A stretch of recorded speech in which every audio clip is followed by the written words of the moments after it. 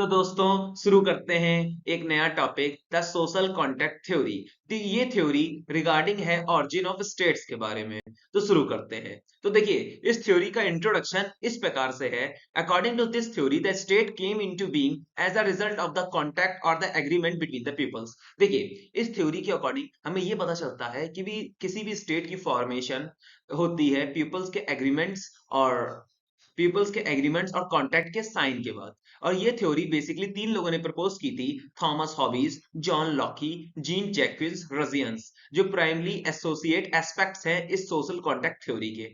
अब in this unit student will learn about the social contract theory through the perspective of Thomas Hobbes, John Locke, Jean Jacques. तो इस theory की मदद से लोग explain कर पाएंगे about the origin of states with the perspective of these three peoples. तो दोस्तों now we are going to discuss about the social contract theory of the origin of states.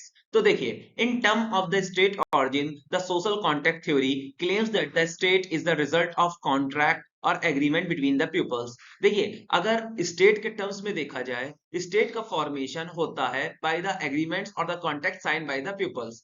This theory consider the state of the nature of mankinds original states. देखिए यहाँ पे mankind का मतलब है all the people in the world. तो ये theory discuss करती है character about the all the people of the world in their original state. There was no organization or authority in the state of nature to regulate the human behavior and the relation with one another. अब देखिए पहले जब ये theory नहीं थी तब एक होता क्या था, ह्यूमंस के नेचर को और उसका बिहेवियर एक दूसरे के प्रति कैसा है उसको रेगुलेट करने के लिए कोई अथॉरिटी नहीं थी। तो people felt that need of some authority और civil society to escape such deregulated life where everyone could live in peace and stability. अब देखिए डीरेगुलेटेड मतलब होता है रिमूव रेगुलेशंस। तो देखिए जैसे कि अब पीपल जब बहुत सारे लोगों ने फेल्ट किया कि कोई एक ऐसी अथॉरिटी होनी चाहिए जिसकी वजह से हम अपनी लाइफ में पीस और स्टेबिलिटी मेंटेन करें और रिमूव कर पाए ये रेस्ट्रिक्शंस। अब देखिए है ना, as a result the people entered into the deliberate contract and agreement and thus state was born। अब इसी की वजह से पीपल्स के बीच में कॉन्ट्रैक्ट साइन हुए, कई सारे पीपल की वजह से कॉन्ट्रैक्ट और एग्रीमेंट साइन हुए और एक स्टेट की फॉर्मेशन हुआ। The state according to the social contract theory is a human institution and the result of the human contract. अब देखिए ये जो थ्योरी है वो है एक रिजल्ट है ह्यूमंस के इंस्टीट्यूशंस का और एक रिजल्ट है ह्यूमन के कॉन्ट्रैक्ट्स और एग्रीमेंट्स का। The state is stabilised by the people of the benefit of the people. अब देखिए स्टेट स्टेबलाइज किया जाता है पीपल्स के बेनिफिट्स के लिए। And the social contract theory was popularised by three peoples. अब देखिए बेसिकली जो सोशल कॉन्ट्रैक्ट थ्योरी है उसको पॉपुलर होने में तीन पीपल्स की हेल्प मिली और ये प्रपोज भी तीन ही लोगों ने की थी। दैट इज, फिर से अगेन मैं बोलना चाहूंगा, Thomas Hobbes, John Locke and Jean Jacques Rousseau. अब दिक्कत न लीजिए दोस्तों, इसके बारे में हम अलग अलग करके डिटेल स्टडी करने जा रहे हैं। दोस्तों अब हम डिस्कस करने जा रहे हैं थॉमस हॉबीज के बारे में। तो ये जो आपको पिक्चर दिख रही है पुरानी सी, ये वही है थॉमस हॉबीज। अब थॉमस हॉबीज क्या कहते हैं? Thomas Hobbes an English political philosopher discuss about the origin of state through their social contract book Leviathan in 1651। तो देखिए ये थॉमस हॉबीज जो डिस्कस करते एक इंग्लिश पॉलिटिकल फिलोसफर है जो कि डिस्कस करते हैं ये थ्योरी ऑरिजिन ऑफ स्टेट के बारे में, social contract theory. In this book, इन्हीं की बुक है दैट इज लिवेंथन। और किस ईयर में? 1651।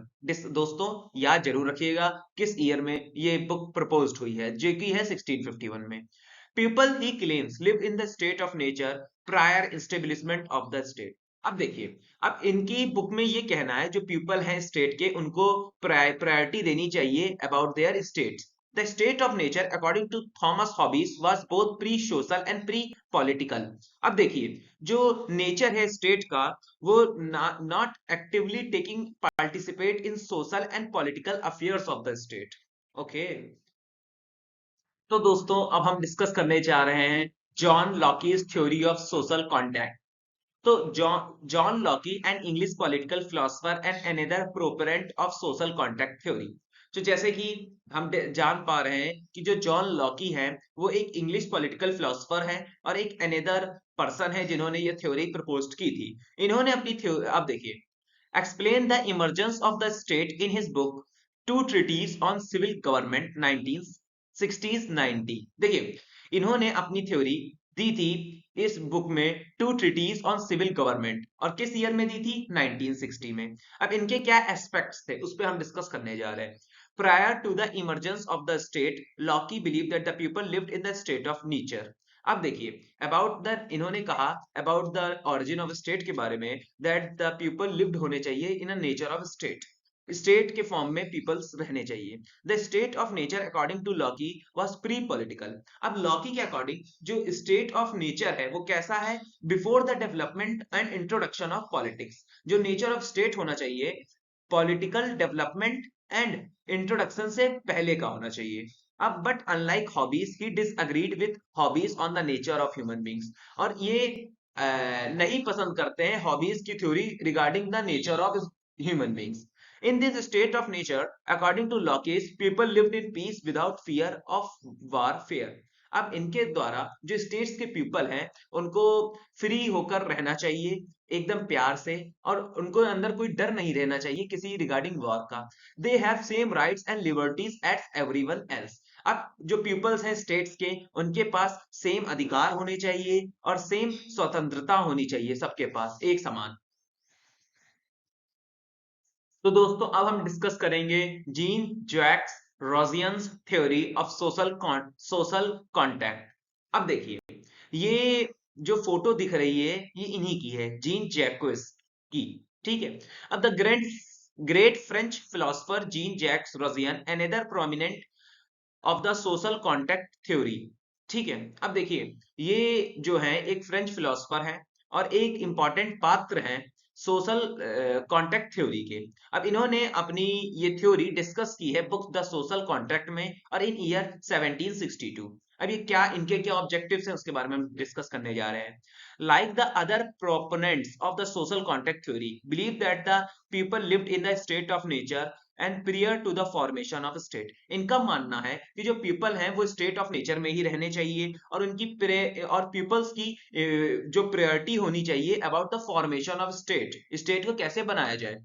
People lived in peacefully in the nature world with unrestricted freedom. अब इनका एक और मानना है कि पीपल विदाउट एनी रेस्ट्रिक्शन के फ्रीडम एंजॉय करना चाहिए इनको, पीपल्स को, और पीसफुली रहना चाहिए। देयर इज नो कंपटीशन और राइवलरी अमंग द पार्टिसिपेंट्स। अब जो पीपल्स हैं स्टेट के, जो फॉर्मेशन कर रहे हैं स्टेट और पीपल्स के बीच में कोई कंपटीशन नहीं होना चाहिए। In the state of nature there was equality among the people. In such state of nature, there was no concept of personal property or the question of right and wrong।